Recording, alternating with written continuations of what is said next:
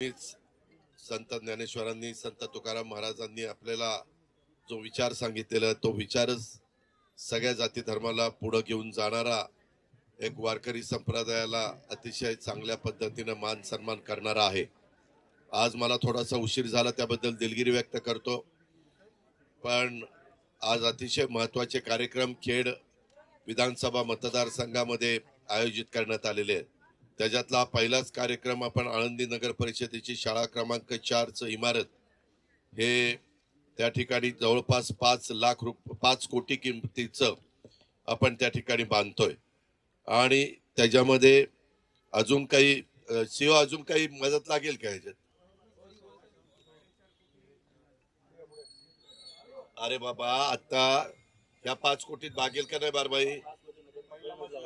हा,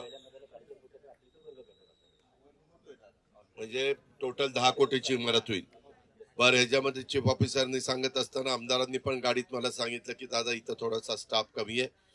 मी दुपारीच आयुक्त सूरज मांढरे आणि आपले सचिव या दोघांना सूचना देतो, काही ठिकाणी स्टाफ जास्त असेल तो इकडे डायव्हर्ट करायला सांगतो। तरुण पिढी शिकली पाहिजे, त्यांच्यावर चांगले संस्कार झाले पाहिजेत। मुला मुलींना एक आपल्या साधू संतांनी जो विचार सांगितलेला आहे त्या विचाराचं सतत स्मरण करून दिलं पाहिजे आणि एक वेगळी इथली परंपरा आहे ती परंपरा आपण सगळ्यांनी टिकवली पाहिजे। आज इथं आल्यानंतर मला बाबांनी पण सांगितलं, कांबळेंनी इथं काहीतरी हॉकर्सच्या संदर्भातली एक निवडणूक झाली, त्याच्यात आमचा एक दिव्यांग आणि बाकीचे 5 सहकारी संतोष सोनवणे, ज्ञानेश्वर भोसले, मंचक यादव, सुनीता टुबे, गणेश काळे आणि काजल घोणगे हे आमचे 6 जण तिथं निवडून आलेले आहेत। त्यांनी पण चांगल्या प्रकारे काम करावं, त्यांचं मी अभिनंदन आपल्या सगळ्यांच्या वतीने करतो। आणि वेगवेगळ्या प्रकारचे प्रश्न महायुतीचं सरकार सोडवण्याचा प्रयत्न करत आहे। लाडकी माझी बहीण, मुख्यमंत्री माझी लाडकी बहीण ही योजना तर अतिशय पॉप्युलर झालेली आहे। जाईल तिथं महिला भेटतात, आनंदाने सांगतात की आम्हाला आमच्या खात्यामध्ये पैसे आले।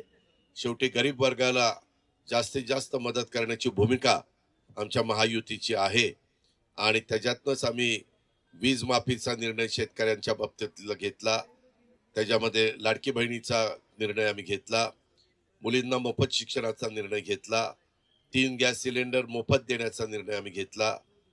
जे ग्रॅज्युएट आहेत, डिप्लोमा धारक आहेत आणि जे 12वी झालेले आहेत त्यांना देखील प्रशिक्षण देण्याचा निर्णय घेतला, त्यांना आम्ही त्याच्यातनं मानधन पण देणार आहोत।